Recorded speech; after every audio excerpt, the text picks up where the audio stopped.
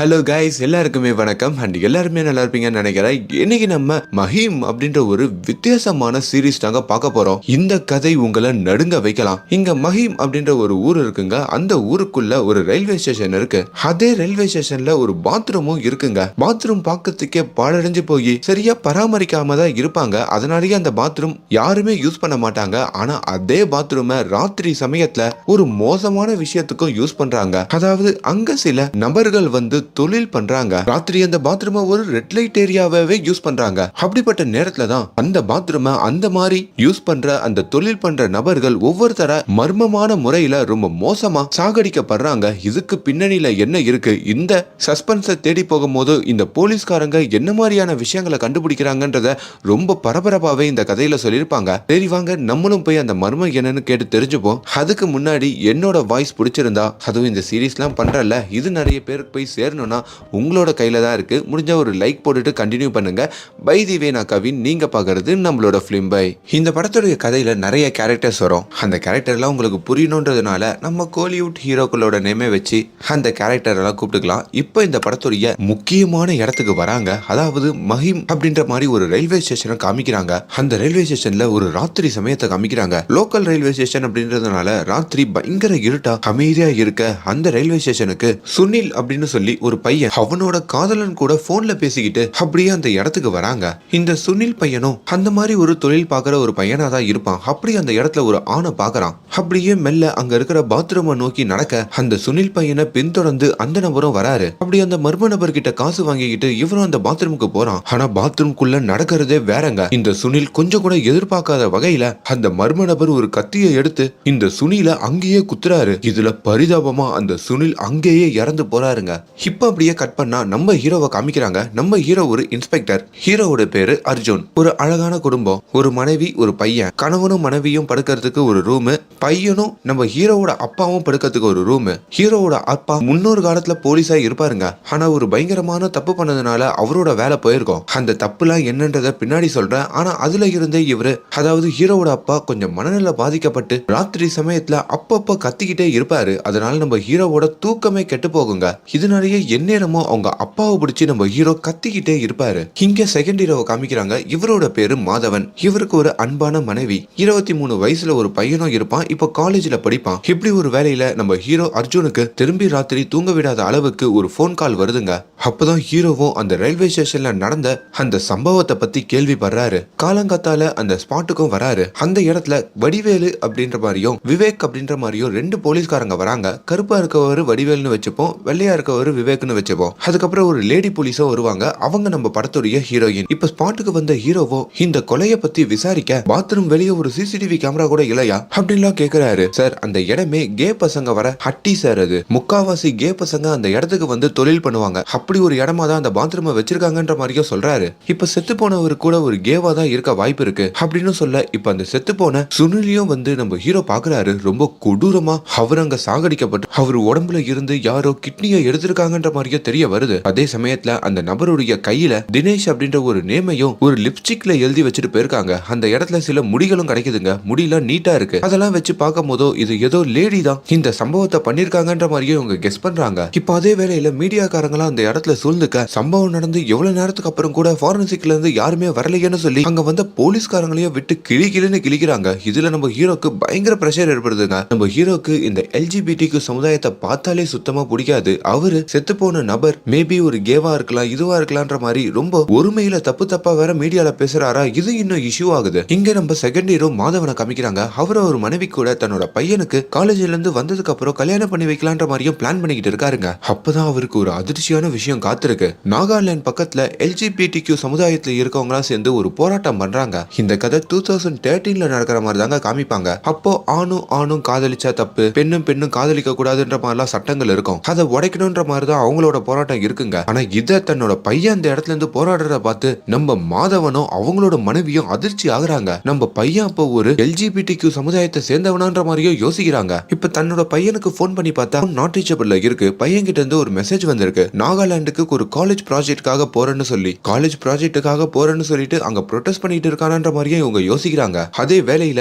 அந்த மஹிம் ரயில்வே ஸ்டேஷன்ல வேற ஒருத்தர் இறந்து போனார்ல, அந்த சம்பவத்தை கவர் பண்ண மீடியாக்காரங்களும் அங்க வந்து நம்ம ஹீரோவை புடிச்சு கிளின்னு கிளிக்கிறாங்க. அதை எல்லாத்தையும் வீட்டுல இருந்தும் நம்ம மாதவன் பாக்குறாரு. நம்ம மாதவனுக்கும் நம்ம ஹீரோ அர்ஜுனுக்கும் முன்கூட்டியே ஒரு பகை இருக்குங்க. அது என்னன்னு பின்னாடி சொல்றேன். இப்ப நம்ம ஹீரோ அர்ஜுனுடைய ஹையர் ஆபீசர் கூப்பிட்டு அவரை பயங்கரமா கத்துறாரு. உங்க அப்பனை விட நீ பெட்டரா இருப்பேன்னு நினைச்சா நீயும் உங்க அப்பா மாதிரி தான் இருக்கன்னு சொல்லி அவங்க அப்பாவை வச்சு அசிங்கப்படுத்துறாருங்க. ஒழுங்கா மீடியாக்கள் எல்லாம் வாய விடாம அந்த பையனை அப்படி பண்ணது யாருன்றதை கண்டுபிடின்ற மாதிரியும் சொல்றாரு. இப்ப உங்களுக்கு இப்ப நம்ம ஹீரோக்கு கிடைச்ச ஒரே க்ளூ, அந்த பையனோட கையில தினேஷ்னு ஒரு பேர் இருக்கும்ல, சோ அந்த பேர்ல அவனுக்கு யாருன்னா தெரியுமா, அவனோட போனை எடுத்து அதை ட்ராக் பண்ணி கடைசியா அவனுக்கு வந்த கால்லாம் யார் கூட எல்லாம் பேசிருக்கான்னு கண்டுபிடிங்கிற மாதிரி ஹீரோயின் கிட்டையும் பொறுப்பை ஒப்படைக்கிறாங்க. போஸ்ட்மார்டம் ரிப்போர்ட்லயுமே கிட்னியை அவங்க சாதாரணமா வெளியே எடுக்கல, ரொம்ப கொடூரமா கையாலேயே வெளியே எடுத்திருக்காங்க. அந்த அளவுக்கு ஒரு வெறுப்போட தான் இந்த சுனில் பையனை அவங்க சம்பவம் பண்ணிருக்காங்கன்ற மாதிரி சொல்ல, இப்ப இந்த வடிவேலும் விவேக்கும் கொஞ்சம் தயங்கிக்கிட்டே வந்து நம்ம ஹீரோ அர்ஜுன் கிட்டையும், சார் உங்ககிட்ட ஒரு உண்மையை சொன்னேன் சார், இப்ப செத்து போனானே அந்த சுனில், அவனோட காலை ட்ரேஸ் பண்ணீங்கன்னா எங்களோட நம்பரும் வரலாம் சார்ன்ற மாதிரி சொல்ல, அது எப்படின்ற மாதிரி ஹீரோ கேக்குறாரு. அவன் எங்களோட இன்ஃபார்மரா இருந்தான் சார், இந்த மாதிரி நிறைய பேர் தொழில் பண்ணுவாங்கல்ல,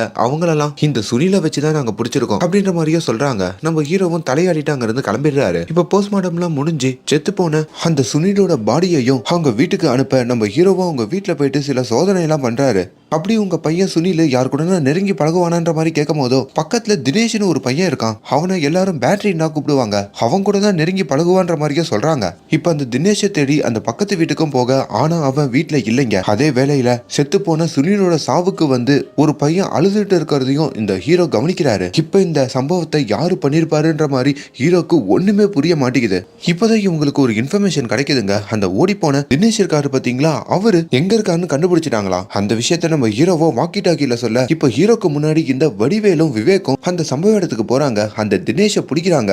அதுவும் ஒரு துப்பாக்கி எடுத்து அவனை சுடவும் இந்த விவேக் முயற்சி பண்றாருங்க. அதுக்குள்ள நம்ம ஹீரோ அந்த இடத்துக்கு வராரு. அப்படி அந்த தினேஷையும் கூட்டிட்டு போயிட்டு விசாரிக்க சொல்றாங்க. அதே வேளையில உங்களை பிடிக்க தானே சொன்னேன், எதுக்காக அவனை சொல்றீங்க, நீங்க எதுனா மறைக்கிறீங்களான்ற மாதிரி இந்த வடிவேலையும் விவேக்க பார்த்தோம் நம்ம ஹீரோ கேள்வி கேட்கிறாரு. இவங்க ரெண்டு பேருக்குள்ளேயும் ஏதோ ஒரு மர்மம் இருக்குன்ற மாதிரியும் ஹீரோக்கு புரியுதுங்க. இங்க நம்ம செகண்ட் ஹீரோ மாதவனும் ஒரு பப்புக்கு போறாங்க. அந்த இடத்துல அவரோட பழைய ஃப்ரெண்டு டெண்டுல்கர் அவர் மீட் பண்றாருங்க. இப்ப அந்த டெண்டுல்கர் முழுசா மாறி ஒரு எல்ஜிபிடி சமுதாயத்துல இருந்து கில் அப்படின்ற ஒரு பையன் கூடயும் ரிலேஷன்ஷிப்ல இருக்காரு. சோ அந்த பையனெல்லாம் இந்த மாதவனுக்கு இன்ட்ரோடியூஸ் பண்ணி வைக்க, அதெல்லாம் பார்க்கும்போது நம்ம பையனும் ஒரு வேலை இந்த சமுதாயத்தை சார்ந்தவனா இருந்தா அவனோட வாழ்க்கையும் இப்படித்தானே போகணும்னு சொல்லி நம்ம செகண்ட் ஹீரோ மாதவன் ரொம்ப பயப்படுறாருங்க. இப்ப நம்ம ஹீரோ அர்ஜுனுமே ராத்திரி முழுக்க உட்காந்து அந்த செத்து போன சுனிலுடைய கால் ஹிஸ்டரி எல்லாம் பார்க்க, அதுல ஒரு நம்பருக்கு அடிக்கடி பேசினது அவருக்கு தெரிய வருதுங்க. அந்த நம்பர் யூனிட்னு சொல்லி ஒரு பையனோட பேரு எப்படி இருக்கு பாருங்க, யூனிட்னு ஒரு பேரா. சோ இந்த யூனிட் பையனை நல்ல ஞாபகம் வச்சுக்கோங்க. ஓப்பனிங் சீன்ல அந்த சுனில் கூட ரயில்வே ஸ்டேஷன்ல போன் பேசிக்கிட்டு வராருன்னு சொல்லிருப்பேன்ல, அதுக்கப்புறம் தானே ஒருத்தன் வந்து அவனை போட்டு தள்ளிருப்பான். அப்படி போன் பேசும்போது கூட இந்த யூனிட் கூட தான் கடைசியா பேசிருப்பாரு. அவர் நம்பருக்கும் கால் பண்ணி பாக்குறாங்க, அந்த நபர் போனை கட் பண்ணிடுறாரு. இப்ப நம்ம ஹீரோ ஸ்டேஷன்ல அரெஸ்ட் பண்ண அந்த தினேஷ் இருக்கான் பாத்தீங்களா, அவனை விசாரிச்சு பார்க்கும் போதோ அவன் அப்பாவின்னு தெரியுதுங்க. அப்ப எதுக்கு முன்ன செத்து போன அந்த சுனிலோட பாடியில தினேஷ்னு பேர் இருந்ததுன்ற மாதிரி யோசிக்கும் போதுதான்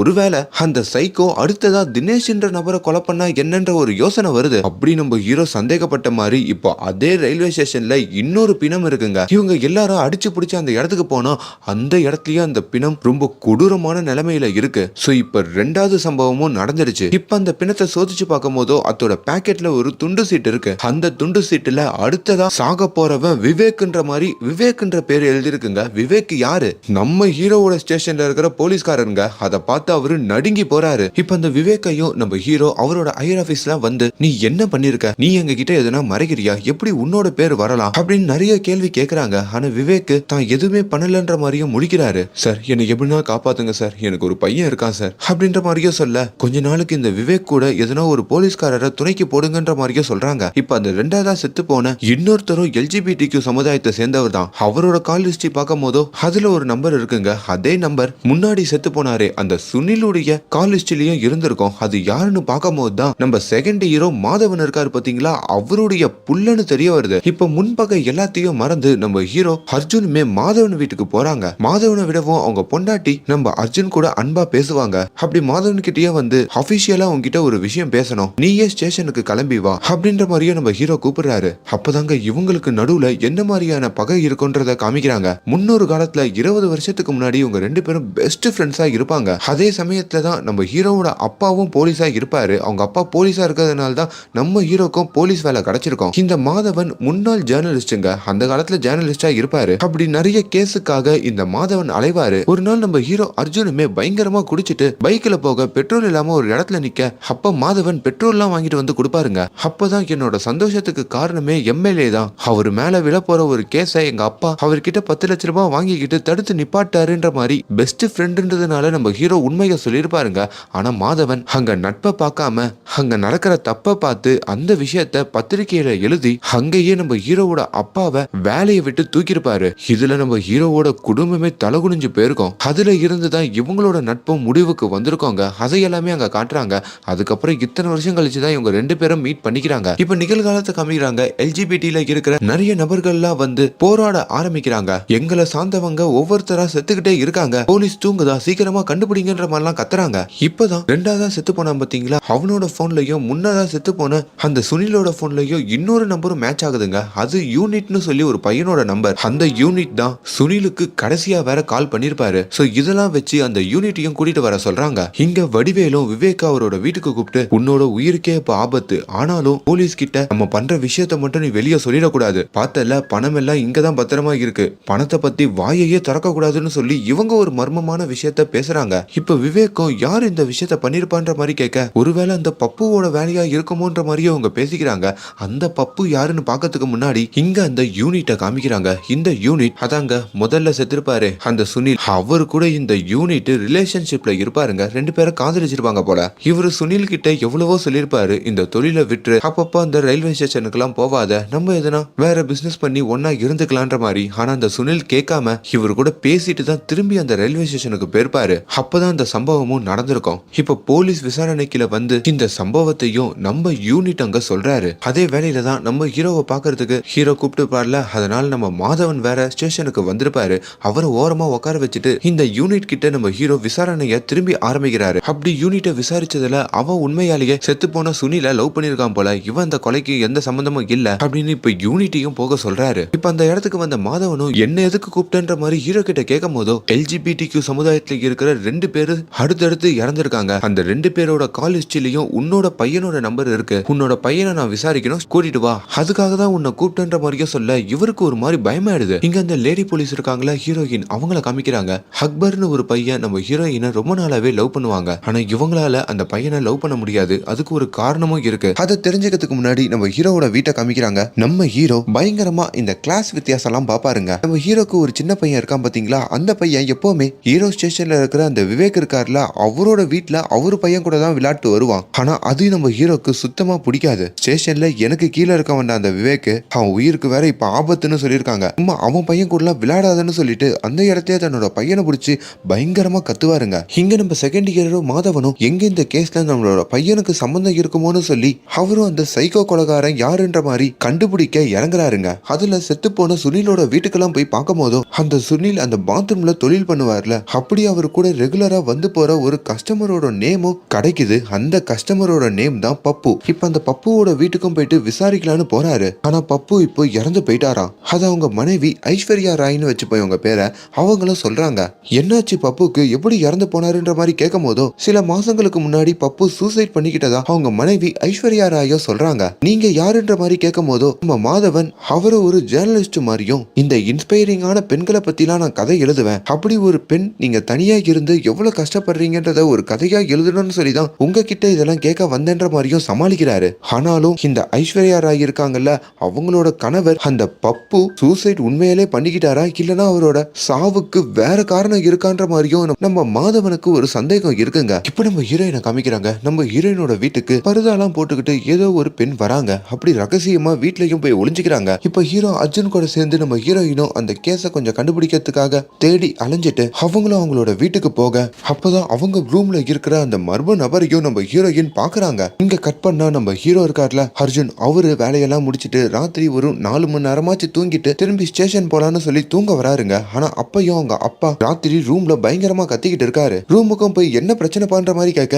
ரொம்ப குளிருது, ஃபேன் ஆஃப் பண்ணா உன் புள்ள ஃபேனை போட்டுடுறான். எப்பா ஃபேன் இல்லாம யாருனாலாச்சும் தூங்க முடியுமா, எனக்கு குளிருதுப்பா, எனக்கு தனி ரூம் கூட இல்ல, நீங்க சந்தோஷமா இருக்கிறதுக்கு புள்ளிய இங்க அனுப்பிடுறீங்க அப்படின்னு கண்டபடி பேசுறாரா. நம்ம ஹீரோக்கு பயங்கர கோவம் வந்துருது. உன் உன் வயசுல எத்தனையோ பேர் செத்து போறாங்க, நீ ஏன் சாக மாட்ற, ஏன் இங்கேயே இருந்து உயிரை வாங்குற, எங்கன்னா ரோட்ல போய் படுத்துக்க வேண்டியதானு சொல்லி பயங்கரமா கத்தி அவங்க அப்பாவை பயங்கரமா காயப்படுத்துறாருங்க. இங்க நம்ம ஹீரோயினோட ரூமுக்கு வந்தது வேற யாரும் இல்லைங்க, நம்ம ஹீரோயினுடைய பெஸ்ட் ஃப்ரெண்டு தான். அவங்க பேரு ஃபர்ஹானா. இவங்க பெஸ்ட் ஃப்ரெண்டா மட்டும் இருக்க மாட்டாங்க, அப்படி கொஞ்சம் அன்பான காதலியாவும் இருப்பாங்க. ஆமாங்க, நம்ம ஹீரோயின் இருக்காங்களா அந்த போலீஸ்காரங்க, அவங்களும் இந்த LGBTQ சமுதாயத்தை சேர்ந்தவங்க தான். இவங்க 2 பேருமே இஸ்லாமியர்கள் அப்படின்றதுனால இந்த விஷயத்த வெளியே சொல்லவே பயங்கரமா பயப்படுவாங்க. இப்ப ஹீரோயினோட வீட்டுல வேற யாருமே இல்லாதனால இவங்க 2 பேரும் அந்த இடத்துல கொஞ்சம் சந்தோஷமா இருக்க, அப்படியே இன்னொரு பக்கம் நம்ம ஹீரோவும் அவர் பையனுக்காக ஒரு சின்ன கிஃப்ட் வாங்கிட்டு வந்திருக்காருங்க. ஆனா அவங்க பையனும் இவருக்கு சர்ப்ரைஸ் கொடுக்கற விதமா ஒரு ஆபாச புத்தகத்தை எடுத்து படிச்சுக்கிட்டு இருக்கான். நம்ம ஹீரோக்கு வருது பாருங்க கோவம்,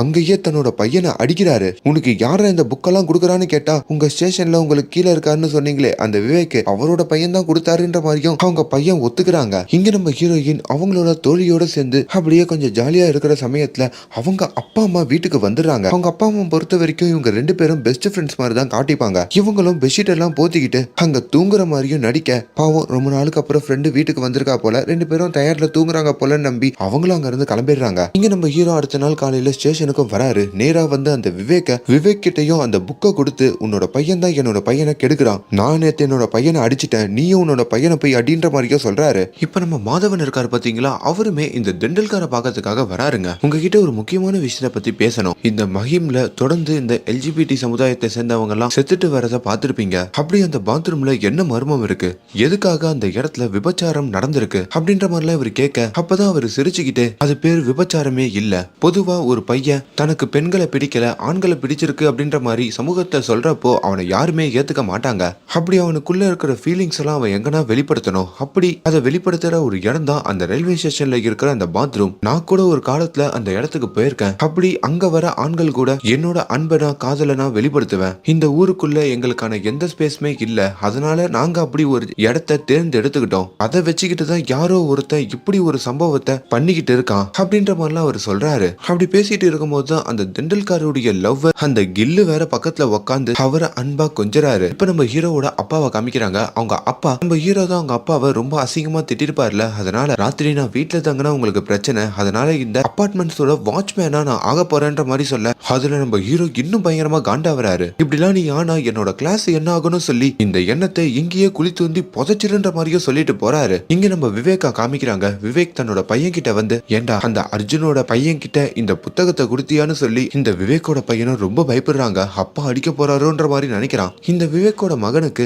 வாரம் வாரம் ஒரு சத்தூசி போடணுங்க, ஏன்னா கொஞ்சம் உடல் நலத்துல ஒரு பாதிப்பு இருக்கும். அந்த சத்தூசியை நம்ம விவேக்கும் போட்டுப்பாரு, அவங்க பையனும் போட்டுக்கணும். இப்ப அந்த ஊசியும் தன்னோட பையனுக்கு அவர் போட்டுட்டு, இப்ப நீ ஊசி போட்டுக்கிட்ட, ஒரு வாரத்துக்கான ஒரு ஊசியை தான் உனக்கு போடுறாங்க, நீ நினைச்சு ஒரு வருஷத்துக்கு தேவையான ஊசியெல்லாம் உடம்புல ஒரே நேரத்துல குத்திக்கிட்டா உன்னால இப்ப இருக்க முடியுமா? முடியாதுல. அப்படிதான் எல்லாத்தையும் முன்கூட்டியே தெரிஞ்சுக்கணும்னு நினைக்காத, அதுக்கான வயசு இருக்குன்ற மாதிரி அவங்க பையனுக்கு ரொம்ப அன்பாவே அங்க புரிய வைக்கிறாரு. இப்ப நம்ம ஹீரோயின் இருக்காங்கல்ல, அவங்கள பாக்குறதுக்கு அக்பர்னு சொல்லி அந்த பையன் வராங்க. இவன் லவ் பண்ற விஷயம் அந்த அக்பரோட வீட்டுக்கும் தெரியும், ஹீரோயின் வீட்டுக்கும் தெரியும். ஆனா ஹீரோயினுக்கு தான் அந்த பையனை பிடிக்காது. ஹீரோயினோட அம்மாவும் சீக்கிரமாவே அந்த அக்பரை கல்யாணம் பண்ணிக்கோ, அதுக்காக தான் நாங்க வெயிட் பண்றோன்ற மாதிரி ஹீரோவோட தோழி அந்த ஃபர்ஹானாவை வச்சுக்கிட்டு இவங்க இப்படிலாம் பேச, அதுல நம்ம ஃபர்ஹானா மனசே உடைஞ்சு போறாங்க. போலீஸ்காரி, உன்னோட புத்தியை நீ காமிச்சிட்டல, இப்ப வேற ஒரு பையன் கிடைச்சிட்டான்ல, எப்படியோ உங்க அப்பா அம்மா பேச்ச மீற மாட்டேன், என்ன மறந்து அந்த பையன் கூட போயிடுவேலன்னு சொல்லிட்டு இப்ப ஃபர்ஹானா நம்ம ஹீரோயின் கூட சண்டை போட்டுக்கிட்டு அங்க இருந்து கிளம்புறாங்க. இப்ப செகண்ட் இயரும் மாதவனும் திரும்பி அந்த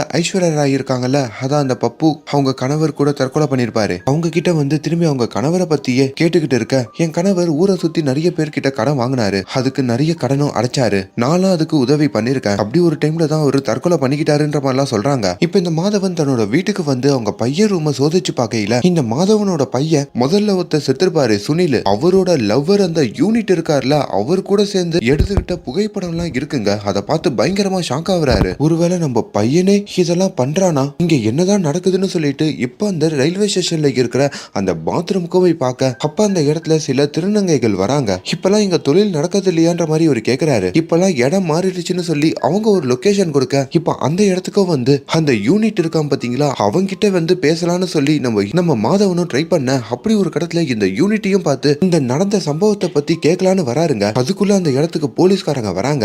இந்த இடத்துல இருந்து 2 பேரும் என்ன தொழிலா பண்றீங்கன்னு சொல்லி இப்போ அவங்களோட சேர்ந்து நம்ம மாதவனையும் அவங்க அரெஸ்ட் பண்ணி கூட்டிட்டு போயிடுறாங்க. இதெல்லாம் ஒரு பக்கம் இருக்க, இன்னொரு பக்கம் ஹீரோவோட பேச்சையும் மீறி திரும்பி வாட்ச்மேனாவா மாறுறாருங்க. நம்ம ஹீரோ எவ்வளவு கெஞ்சினாலும் நீங்க ராத்திரி வீட்டுல நிம்மதியா தூங்குங்க, எனக்கு இங்க ஒரு ரூம் கொடுத்துருக்காங்க, நான் இங்கேயே படுத்துக்கிறேன், நான் வாட்ச்மேன் வேலையை பார்க்க போறேன், உலகத்துடைய பெஸ்ட் வாட்ச்மேன் நான் தான் சொல்ற அளவுக்கு நான் வேலை பார்ப்பேன்னு சொல்லி அவர் அங்க வேலை பாக்குறாரு. இப்ப நம்ம ஹீரோக்கும் கொஞ்சம் கொஞ்சமா புரியுதுங்க, தன்னோட கோவத்தால குடும்பத்துல இருக்கவங்களாம் நம்மள கொஞ்சம் கொஞ்சமா ஒதுக்கி வைக்கிறாங்கன்னு சொல்லி. இங்க நம்ம மாதவன் ஸ்டேஷன்ல அங்க தொழில் பண்றவங்க எல்லாம் இருக்கும் போதுதான் அந்த யூனிட் இருக்கான் பாத்தீங்களா, அவனை கூட்டு போயிட்டு ஒரு 2 போலீஸ்காரங்க அடின்னு அடிச்சு திரும்பி லாக்அப் குள்ளேயே எடுத்துட்டு வந்து போடுறாங்க. எதுக்குப்பா உன்னை அடிக்கிறாங்கன்ற மாதிரி கேட்கும் போதோ இந்த போலீஸ்காரங்களே இப்படிதான், நாங்களே வைத்து பழப்புக்காக 2000 ரூபாய் 1000 ரூபாய் சம்பாதிப்போம், அதை எங்க கிட்ட இருந்து புடுங்கத்துக்கு தான் இப்படி கூட்டு வந்து அடிப்பாங்க, அதை வாங்கிட்டு காலைல கேஸ் கூட போடாம அனுப்பிடுவானுங்க அப்படின்ற மாதிரிலாம் சொல்லிக்கிட்டு இருக்க. இப்போ அடுத்த நாள் காலையில ஸ்டேஷனுக்கு நம்ம ஹீரோவும் வராரு. என்னோட ஃப்ரெண்டு இந்த மாதவனை அடைச்சி வச்சிருக்கத பார்த்து அவருக்கு பயங்கரமா கோவப்படுறாருங்க.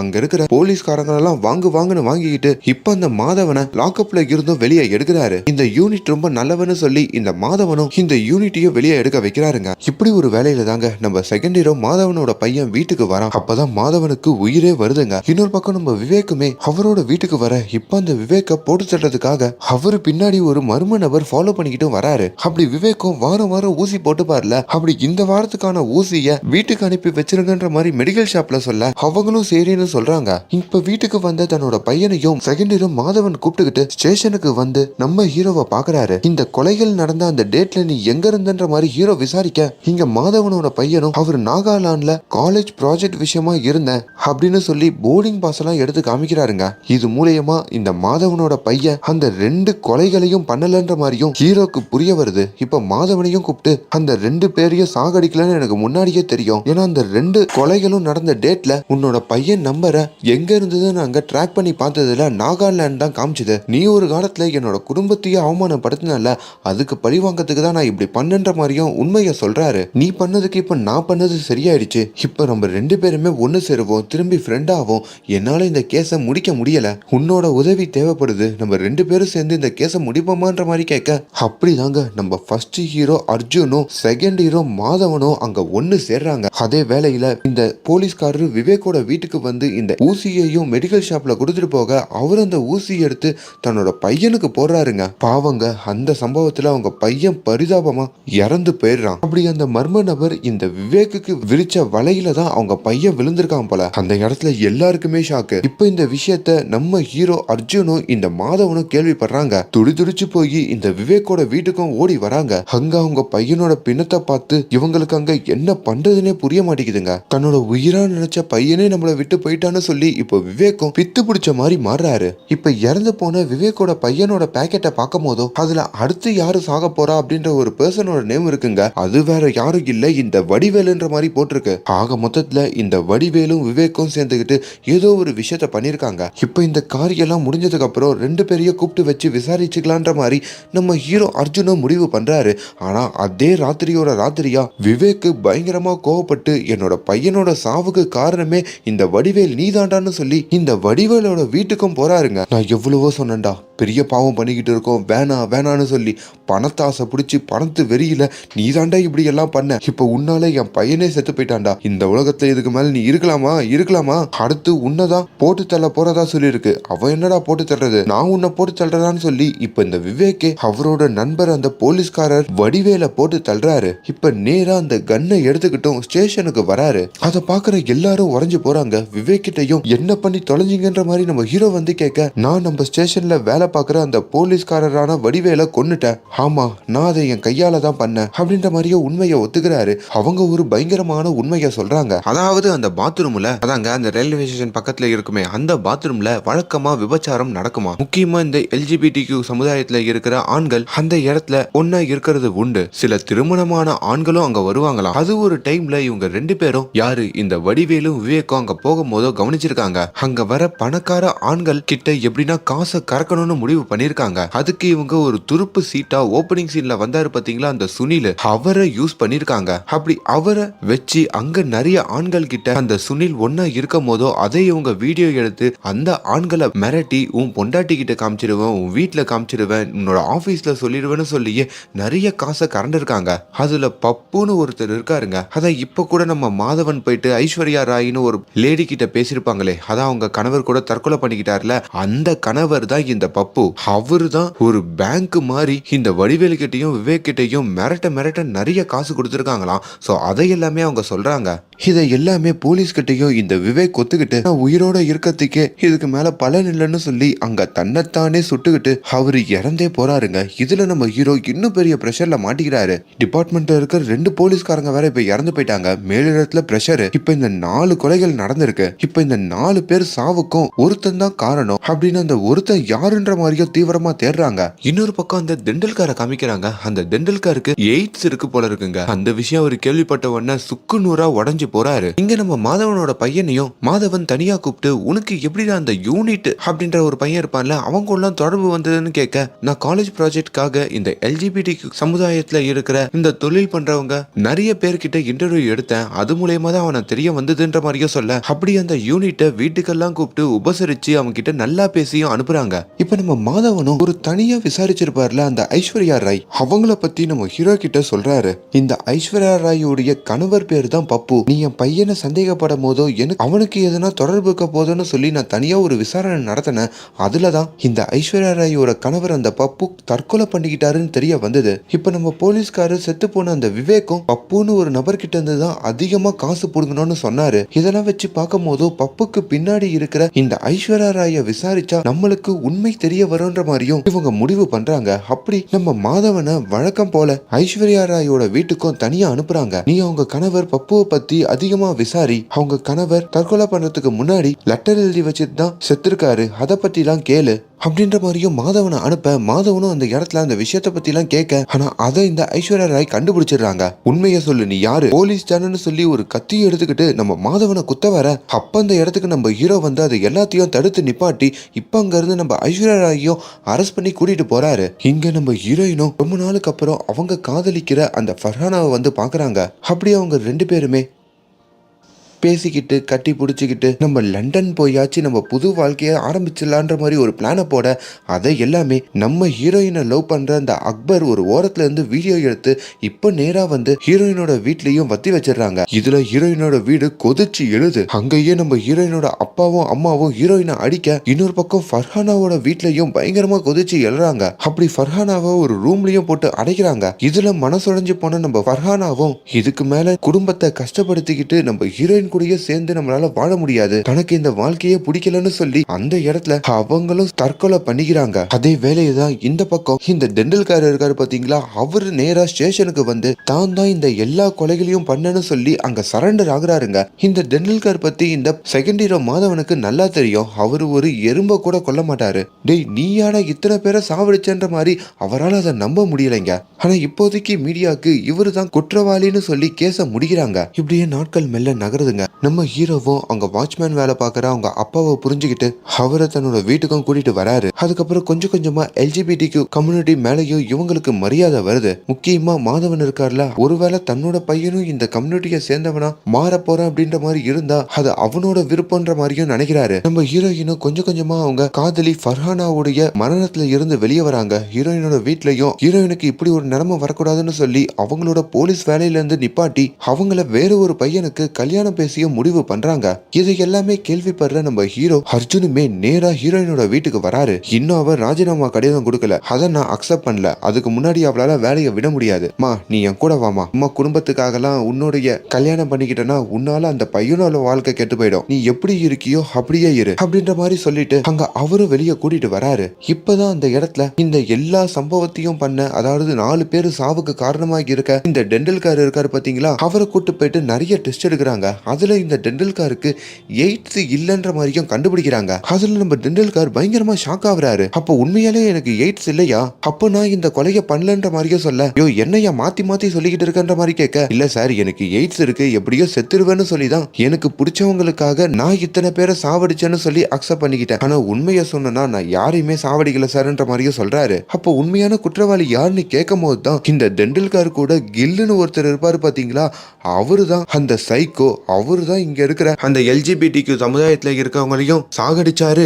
அந்த போலீஸ்காரங்களையும் சாகடிக்க பின்னாடி ஃபாலோ பண்ணி முயற்சி பண்ணாரு, அவரோட தூண்டுதல்னால தான் அவங்க எல்லாருமே இறந்தாங்கன்ற மாதிரியும் சொல்றாரு. அதுக்கான காரணத்தை கேட்கும் போதோ அவருக்கு தெரியலைங்க. இப்ப அந்த கில்லுடைய ஹிஸ்டரி எல்லாம் எடுத்து பார்க்கும் போது தான் அந்த கில்லுக்கு ஒரு சகோதரி இருக்காங்கன்ற மாதிரி தெரிய வருது.